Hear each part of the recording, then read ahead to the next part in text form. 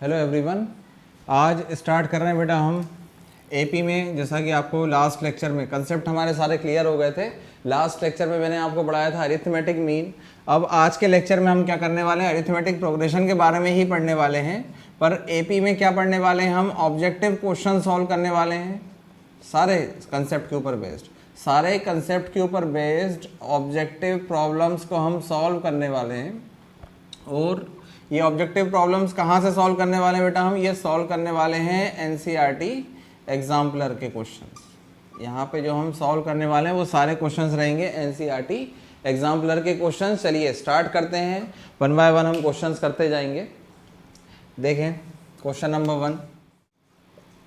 First question है हमारे पास, in an AP if a equals to 3.5, d equals to 0 and n equals to 101। Objective type questions हैं। In an AP if a equals to 3.5, d equals to 0 and n equals to 101, then find the value of a n। Options आपको given है। First option है आपको given 0, second option है आपको given 3.5, third option है आपको given 3.25 और fourth option है जो आपको गिवन वो है 103.5। तो ये चार ऑप्शंस आपको गिवन है। क्वेश्चन है इन एन एपी इफ ए यानी कि फर्स्ट टर्म इक्वल्स टू कितना है 3.5, कॉमन डिफरेंस कितना है 0 और n इक्वल्स टू कितना है 101। तो आपसे बोल रहा है बताओ इसका ए एन यानी कि A101 कितना होगा। तो क्वेश्चन पूरा ट्रिकी क्वेश्चन है। चलिए पॉज करें स्क्रीन को और ट्राई करें, स्क्रीन को पॉज करें और ट्राई करें क्या आंसर आएगा। थोड़ा सा दिमाग लगा करके, हर क्वेश्चन में यही करना है आपको, स्क्रीन को पॉज करना है और 100% देना बेटा सभी को अपना, पूरा ट्राई करें जब तक मैं ये रिफिल कर रहा हूँ।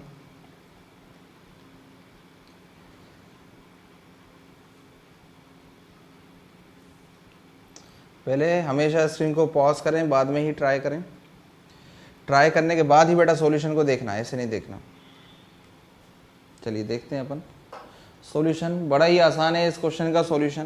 क्लियरली हमें मेंशन्ड है बेटा, एक हिंट हमें मेंशन्ड है। क्या है हिंट मेंशन्ड, देखें यहाँ पे।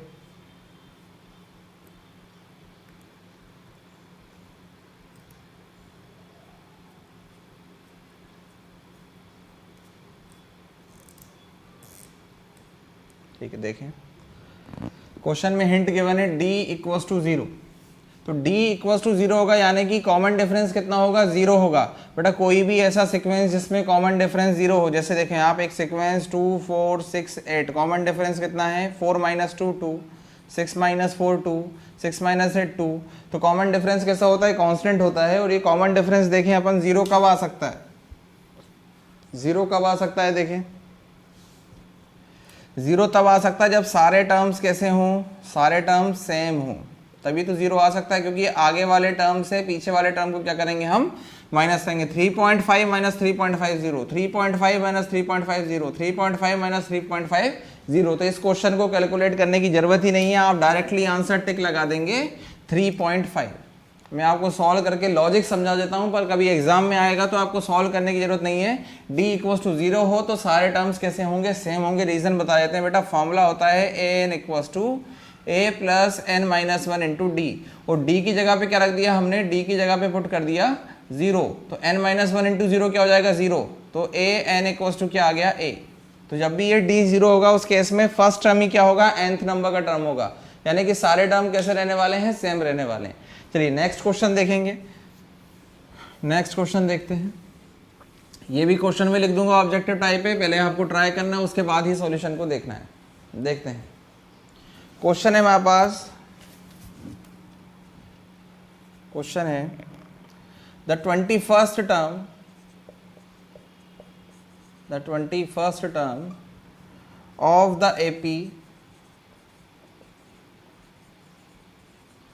The AP whose first two terms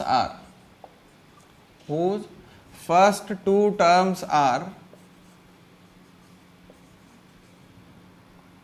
-3 and 4 is, क्या होगा, ऑप्शन दिए हैं आपको 4, ए दिया है आपको 17, बी 137, सी 143 और डी दिया है आपको -143। तो 4 में से कौन सा ऑप्शन होगा, सॉल्व करें, स्क्रीन को पॉज करके और फिर सॉल्यूशन को चेक करें।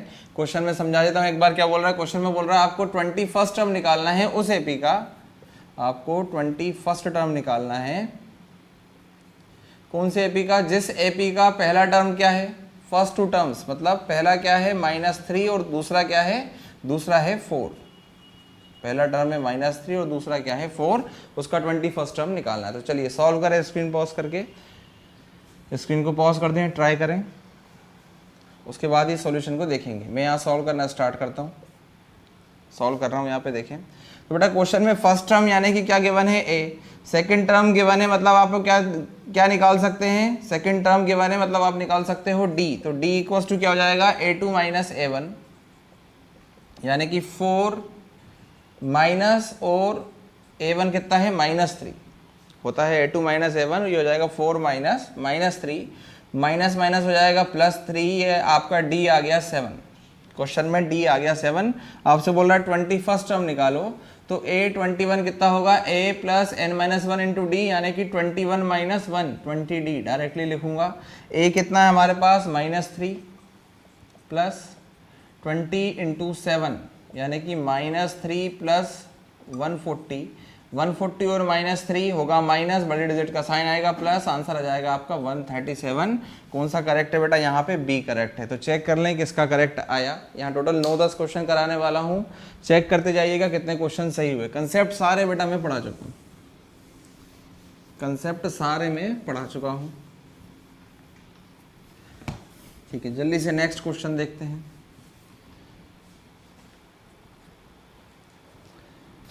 नेक्स्ट क्वेश्चन देखें, गर्मी बहुत ज़्यादा है,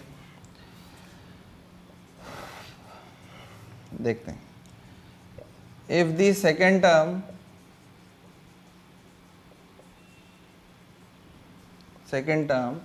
of an AP, if the second term of an AP is 13 and fifth term is 25, what is its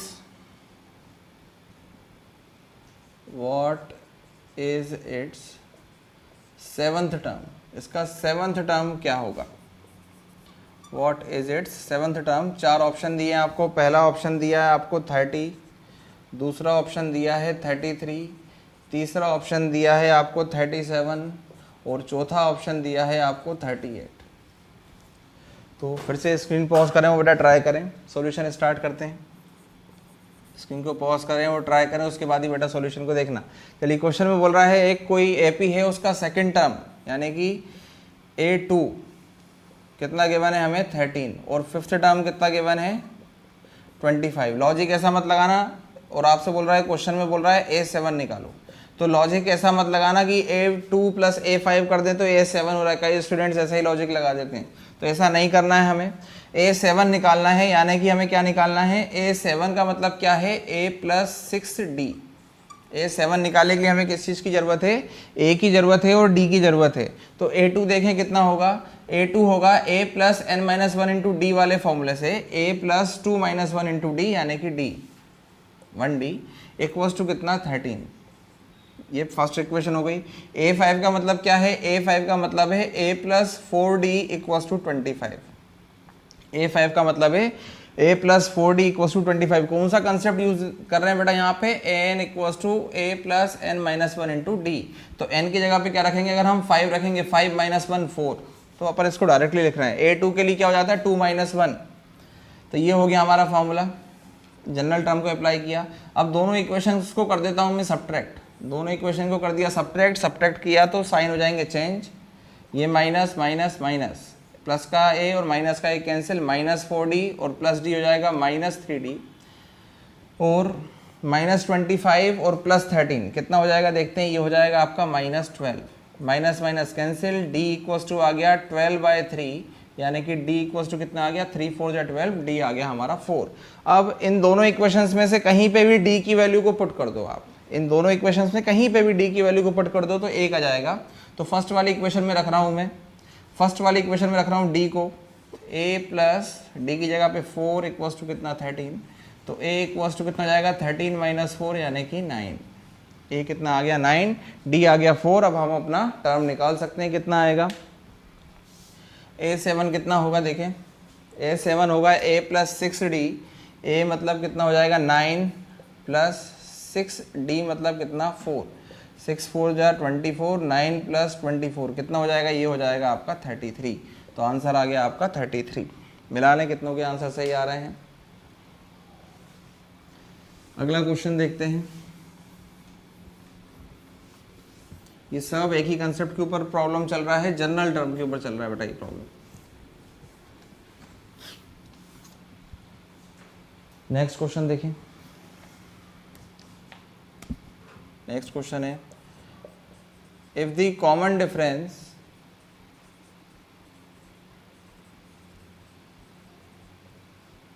if the common difference of an AP is 5, then what is A18 minus A13? तो question में क्या given है देखें। चलो सबसे पहले options देख लें क्या क्या दे रहा है। ऑप्शंस क्या क्या दे रहा है अपन नोट कर लेते हैं। ऑप्शन से 5, 20, 25, 30। चलिए ईमानदारी से क्वेश्चन को सॉल्व करना है, स्क्रीन पॉज करके। सही आंसर आए तो बिल्कुल कमेंट्स में देना कि हाँ ये वाले आंसर या इस वाले क्वेश्चन का आंसर मेरा करेक्ट आया था। ये है हमारा क्वेश्चन नंबर 4। तो बिल्कुल आप लोग बताइएगा कितने क्वेश्चंस आप लोग अप्रोच कर पाए, उसके अकॉर्डिंग बेटा मुझे अंदाजा लगेगा कि क्लास का लेवल कैसा है। चलिए सॉल्व करते हैं। क्वेश्चन में बोल रहा है अगर कॉमन डिफरेंस गिवन है, किसी भी एक एपी का कॉमन डिफरेंस कितना है 5, तो बताओ A18 माइनस A13 कितना होगा।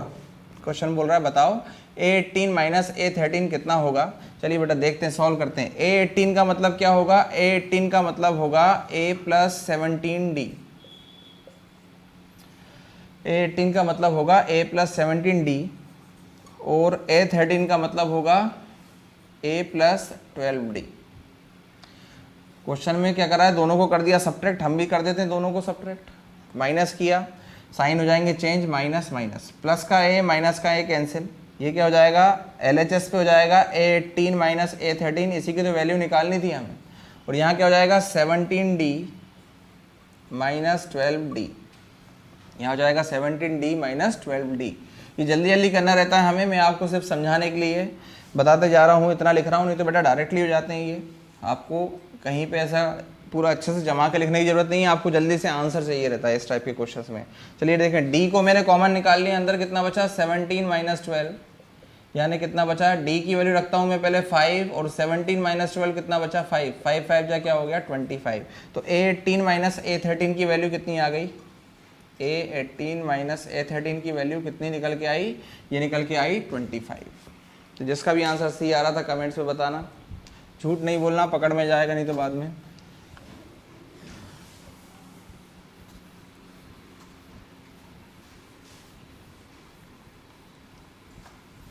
नेक्स्ट क्वेश्चन देखें।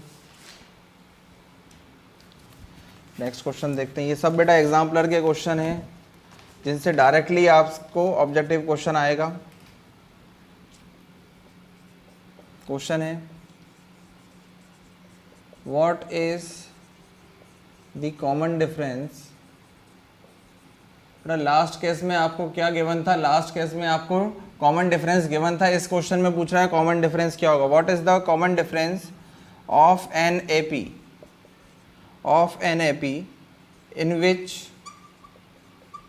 in which A18 minus A14 is equals to 32। A18 minus A14 is equals to 32। चार ऑप्शन आपको गिवन है, 8 माइनस 8 माइनस 4 और 4। तो पॉज करें और बेटा स्टार्ट करें क्वेश्चन को। क्वेश्चन में क्या निकलवा रहा है अब? Common difference. पिछले क्वेश्चन में क्या था? वैल्यू निकलवा रहा था, क्या गिवन था? कॉमन डिफरेंस गिवन था। अब क्या है? कॉमन डिफरेंस निकलवा रहा है, ये वाली वैल्यू गिवन है। सॉल्यूशन देखते हैं, पहले आप लोग ट्राई करें, उसके बाद ये सॉल्यूशन देखना। चलिए A18 को मैं क्या लिख सकता हूँ? चलो A18 को मैं लिख सकता हूँ A + 17D। A14 को मैं क्या लिख सकता हूँ? A14 को लिख सकता हूँ मैं A + 13D। दोनों को कर देता हूँ मैं सब्ट्रैक्ट। A18 को लिखा बेटा हमने A + 17D, A14 को लिखा हमने A + 13D। दोनों को कर दिया मैंने सब्ट्रैक्ट कर दिया तो साइन चेंज हो जाएंगे। A18 कितना हो जाएगा बेटा? A18 - A14 LHS equals to A से A हो गया कैंसिल। क्या बचा मेरे पास? 17D - 13D। A18 - A14 हमें क्वेश्चन में गिवन है, कितना गिवन है? 32। तो इसकी जगह पे क्या रख दूंगा मैं? 32, क्योंकि ये चीज़ बेटा हमें क्वेश्चन में गिवन है। इक्वल्स टू D यहाँ से लेता हूँ मैं कॉमन, अंदर क्या बचेगा? अंदर बचेगा 17 - 13। D को ले लिया कॉमन तो अंदर बचा 17 - 13। आगे रिजॉल्व कर रहा हूँ मैं इसको। 32 इक्वल्स टू 17 - 13 मतलब 4, और साथ में क्या था? D। हमें रिक्वायरमेंट क्या है? हमें निकालना D। D इक्वल्स टू हो गया 4/32 यानी कि 8। तो ये हमारा आंसर आ गया 8। बहुत ईजी क्वेश्चन था, ये आंसर आ गया हमारा 8। और क्वेश्चंस देखते हैं। नंबर ऑफ ऑब्जेक्टिव क्वेश्चंस करवाने वाले हैं आज बेटा, यही सब आते हैं एग्जाम्स में आपके CBSE बोर्ड एग्जामिनेशन में। ये सारे क्वेश्चन जो मैं करवा रहा हूँ, ये सब क्वेश्चन बेटा एग्जाम्पलर के हैं, आपके NCERT एग्जाम्पलर के क्वेश्चन है। लास्ट ईयर भी हमने देखा था, लास्ट ईयर से ही ऑब्जेक्टिव आना स्टार्ट हुए बेटा, और यही एक्सपीरियंस हमें मिला है कि कुछ क्वेश्चन ऐसे होते हैं जो सीधे सीधे एग्जाम्पलर से आपको आ जाएंगे। ये आपके लिए बहुत बड़ा एडवांटेज होगा। तो साल भर हमको एग्जाम्पलर तो पढ़ना ही है, हर टॉपिक के बाद एग्जाम्पलर के ऑब्जेक्टिव क्वेश्चंस तो हमें सॉल्व करने ही हैं। चलिए देखते हैं, एक और क्वेश्चन देखेंगे हम, बहुत अच्छा क्वेश्चन है। Two APs have the same common difference. Two APs have the same common difference. The first term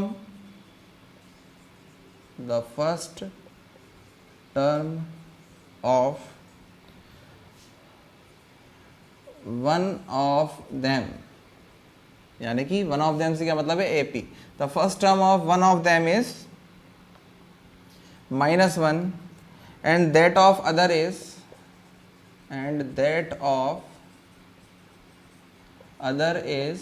-8. Then find the difference between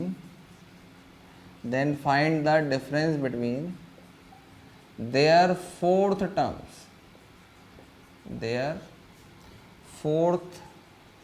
terms। Option क्या क्या गिवन है देखिए बेटा, ये हॉट्स का क्वेश्चन है, अच्छा क्वेश्चन है, इसको ट्राई करें। अगर इसको कर लिया तो बेटा बोल सकते हैं कि लेवल बहुत अच्छा हो चुका है आपका। देखें ऑप्शन से -1 -8 7 और -9। चलिए पॉज करें स्क्रीन को और इस क्वेश्चन को ट्राई करें। ये वाला करते हैं तो मैं मानूंगा हाँ बेटा लेवल अच्छा हो गया आप लोगों का। ट्राई करें, तब तक मैं ये रिफिल कर रहा हूँ।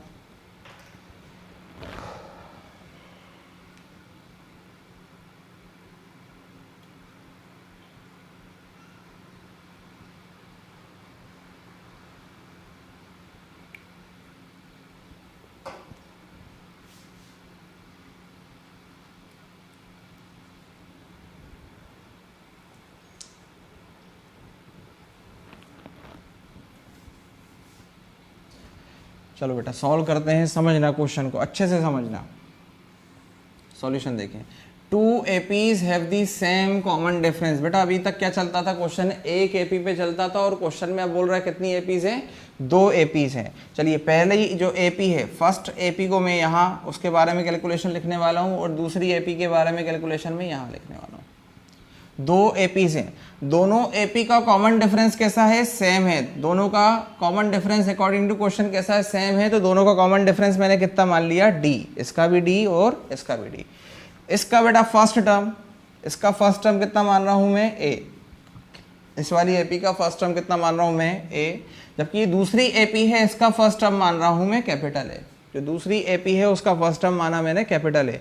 The first term of one of them, दोनों जो एपीज हैं उनमें से कोई एक एपी का पहला टर्म कितना है -1, तो इसको मैं लिख देता हूँ -1। And that of other is, मतलब फर्स्ट टर्म दूसरे वाली एपी का कितना है -8, फर्स्ट टर्म दूसरी वाली एपी का कितना है -8। Then find the difference between their fourth terms, इन दोनों एपीज के फोर्थ टर्म के बीच में डिफरेंस कितना होगा ये बताना है, यानी कि आपको बताना है A4 और यहाँ भी आपको क्या निकालना है A4।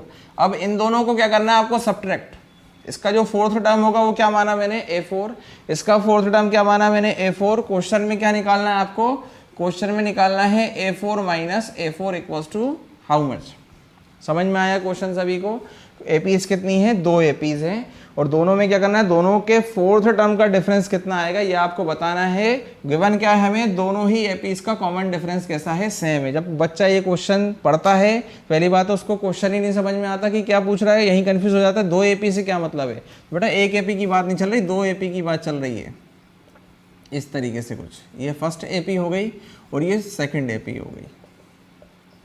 दोनों में मैंने डी क्यों लिया है, क्योंकि क्वेश्चन में गिवन है कॉमन डिफरेंस कैसा है, दोनों का सेम है। ये 2 एपीज हैं, इनके चौथे नंबर के टर्म में क्या डिफरेंस होगा, दोनों के चौथे नंबर के टर्म को अगर सब्ट्रैक्ट करें तो कितना आएगा ये पूछ रहा है आपसे क्वेश्चन में। चलिए स्टार्ट करते हैं। सबसे पहले टेक्स्ट समझना जरूरी था, टेक्स्ट समझा दिया मैंने।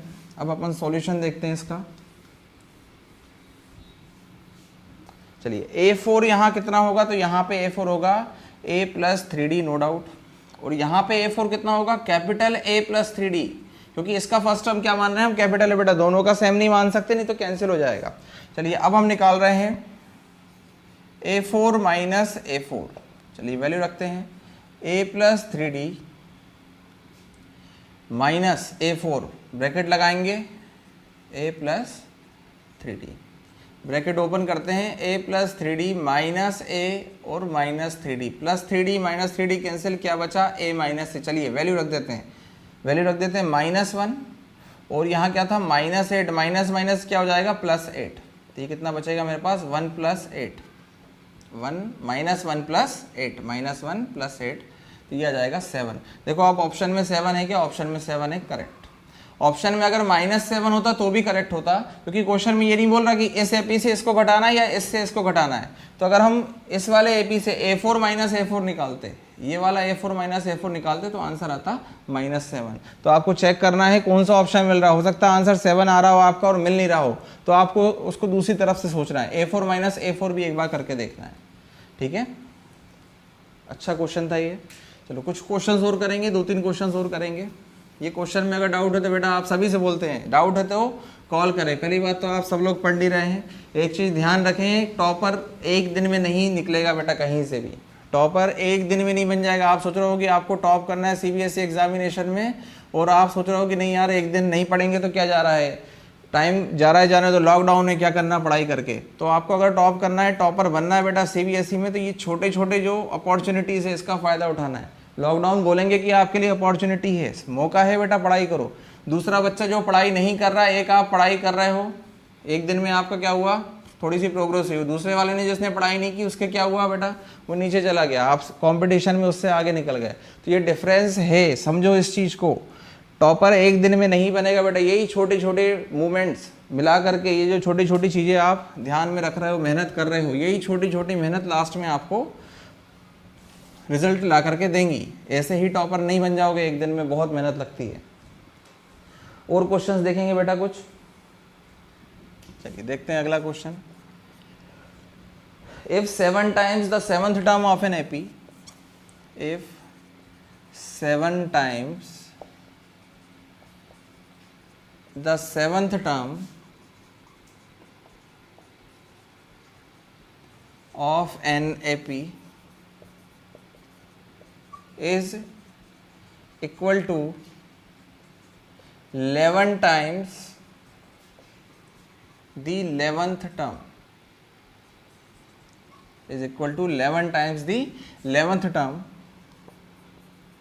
then find the value of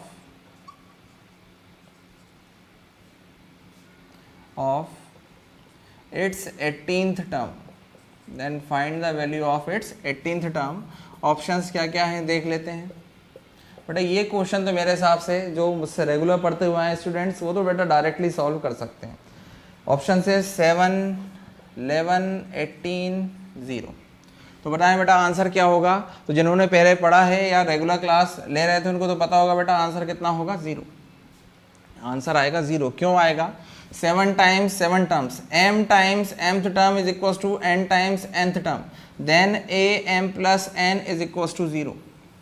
then am plus n equal to कितना होता है, 0 होता है। बेटा ये मैंने प्रूव करके आपको बताया था। नहीं है किसी को पता तो बेटा लिख लो इस चीज को। m times mth term is equal to n times nth term, then am plus n equal to 0। तो 7 times 7th term is equal to 11 times 11th term, then find the value of a18। क्या a18 को मैं a11 plus 7 लिख सकता हूँ? कितना आएगा? 0 आएगा। m times mth term n times nth term am plus n equals to 0। तो ये सीधा सीधा कंक्लूजन है जिसको आपको यूज करना है और क्वेश्चन को सॉल्व करना है। बिल्कुल एग्जाम में इस क्वेश्चन के आने के हाई चांस होते हैं, क्योंकि अगर आप सॉल्व करने बैठोगे तो टाइम बहुत ज़्यादा लगेगा और आपको जो एग्जामिनर है वो यही चेक करेगा कि भाई आप कौन सी अप्रोच को यूज़ कर रहे हो, टाइम टेकिंग अप्रोच या डायरेक्टली आप उसके आंसर्स दे रहे हो। आपका नॉलेज भी चेक हो जाता है और क्वेश्चन में भी हो जाता है, आपका पेपर में टाइम मैनेजमेंट कैसा है ये भी पकड़ में जाता है। चलिए नेक्स्ट क्वेश्चन देखें। नेक्स्ट क्वेश्चन क्या है? नेक्स्ट क्वेश्चन है द फोर्थ टर्म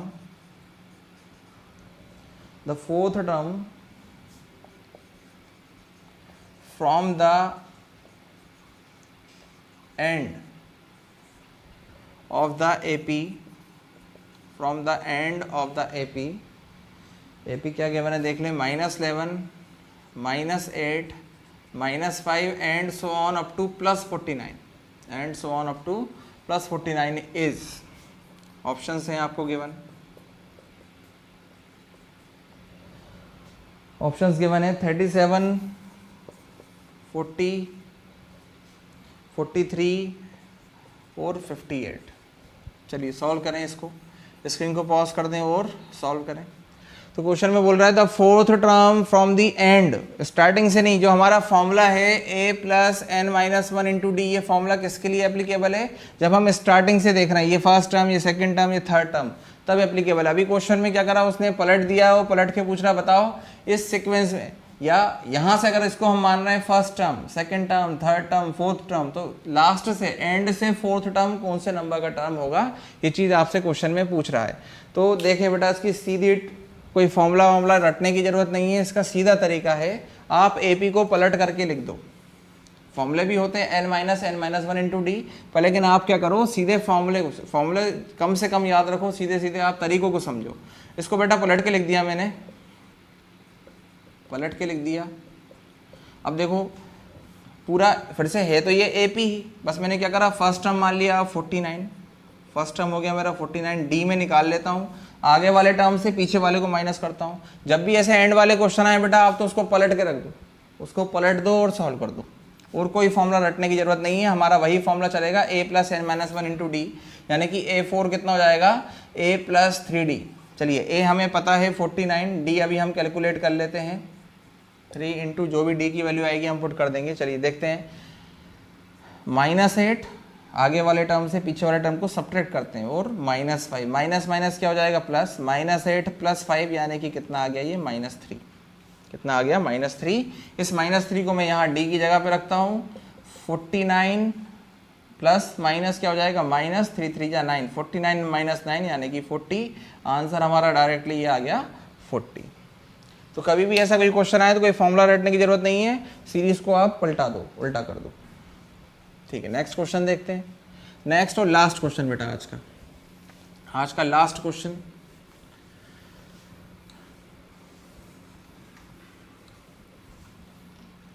आज का लास्ट क्वेश्चन देखते हैं हम। In an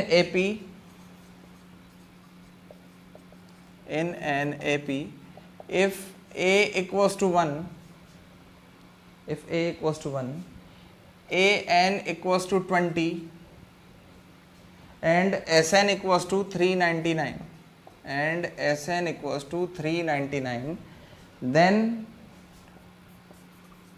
value of n is, आपको बताना है फिर n की वैल्यू कितनी है। Value of n is, options हैं, ऑप्शंस गिवन है, देख लेते हैं ऑप्शंस क्या क्या गिवन है। 19, 21, 38, 19, 21, 38 और 43। चलिए सॉल्व करना स्टार्ट करते हैं, चेक करते हैं। तो क्वेश्चन को करने के कई तरीके हैं। ए एन की हेल्प से और ए की हेल्प से हम डी निकाल सकते हैं। ए एन को लिख लूँगा a plus n minus one into d.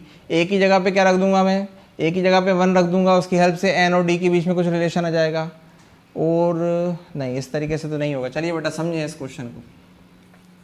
A N equals to 20 given है, यानी कि nth टर्म है। nth टर्म हमेशा क्या होता है बेटा, लास्ट टर्म होता है।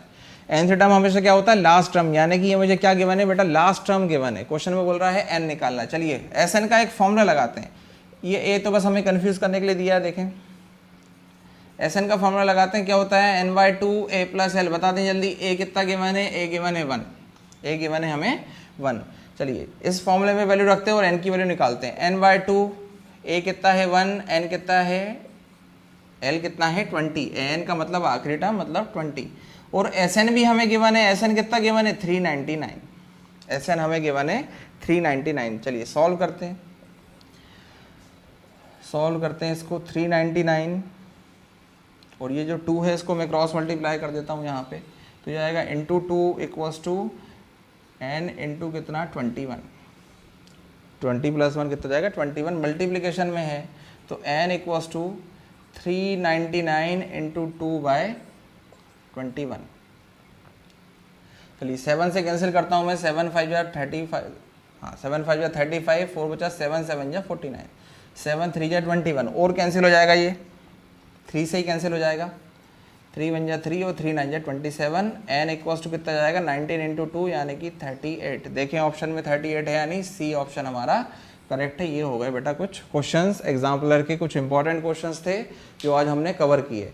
अब करना क्या बेटा, इन सब चीज़ों को आपको कॉपी में नोट करना है और कुछ क्वेश्चंस आपको RS अग्रवाल के पीछे बेटा ऑब्जेक्टिव लास्ट में, RS अग्रवाल में लास्ट में कुछ क्वेश्चंस दिए हुए हैं, वो आपको बेटा ट्राई करने हैं।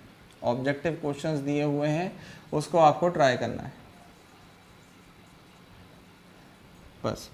तो ये सब चीज़ बेटा आप लोग करते रहें। जैसे ही लॉकडाउन खुलेगा होमवर्क तो मैं एक एक का चेक करूँगा, देखूंगा कौन पढ़ रहा था कौन नहीं पढ़ रहा था, नहीं तो उसी समय बैठा के मैं वीडियो दिखाऊंगा।